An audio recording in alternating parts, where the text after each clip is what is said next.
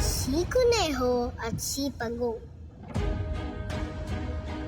Isang araw ay nagkasalubong sa daan ang Kuneho at ang Pagong. Ngingising-ngising inaglahi ng Kuneho ang Pagong. "Hoy Pagong!" sigaw ng Kuneho.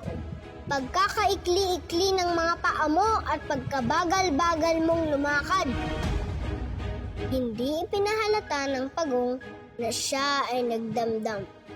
Upang patunayang may maipagmamalaki din naman, ay sinagot niya ang mayabang na kalaban.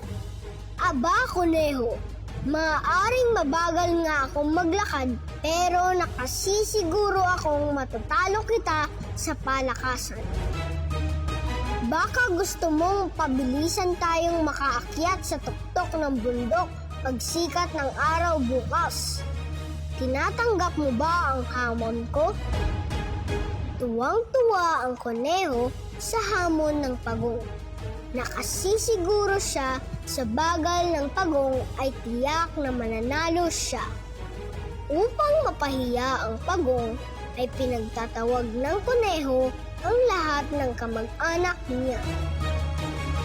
Pinulong niya ang mga ito at inutusang palakpakan siya kapag matagumpay na naakyat na niya ang tuktok ng bundok.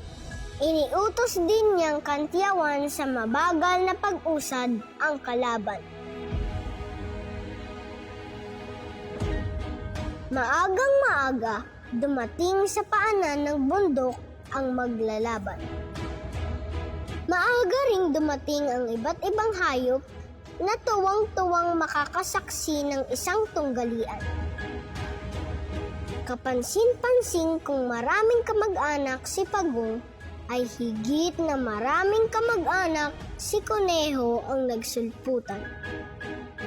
Nang sumisikat na ang araw, ay pinaghanda na ng alamid ang maglalaban. Ang mabilis na pagbababa ng kanyang kanang kamay ang hudyat na simula na ang laban. Sabay na gumalaw paakyat ng bundok ang magkalaban.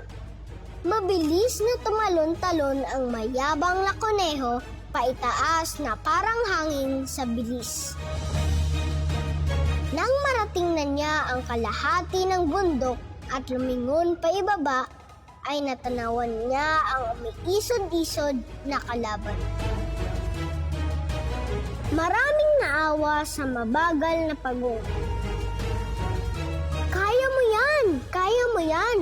Pagpapalakas ng loob na sigaw ng kanyang tatay, nanay, kuya, ate at mga pinsan. "Talo na yan! Talo na yan! Pagkabagal-bagal!" sigaw na panunodyo ng mga kamag-anak ni Kuneho. Kahit kinukot siya ay sumigi pa rin si Pagong. Buong loob siyang nagpatuloy sa pag-isod. Malayong-malayo na ang naakyat ni Kuneho. Nagpahinga ito ilang sandali upang tanawin ang anino ng kalaban.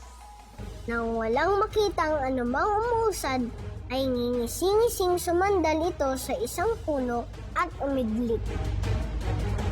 Kahit na sabihing napakabagal umusad, ay pinagsikapan ng Pagong na ibigay ang lahat ng lakas upang unti-unting makapanhik sa bundok. Nang matanawang himbing na himbing sa pagtulog ang katunggali, ay lalong nagsikap umisod-isod pataas ang pausang Pagong. Palabas na ang araw nang magising si Kuneho. Nanlaki ang mga mata nito nang matanawang isang dipa na lamang ang layo ng Pagong sa tuktok ng bundok.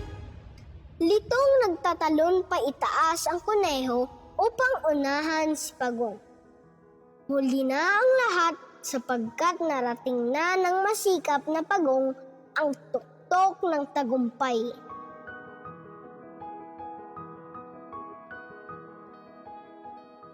Ang aral sa kwentong ito ay, walang imposible sa taong nagsusumikap. Huwag maging mayabang, Tandaan, ang taong nagmamataas ay lalong bumababa at ang taong nagpapakababa ay siyang tinataas. Huwag magpakakampante sa isang labanan o tunggalian. Huwag mong hamakin ang kakayahan ng iyong kalaban.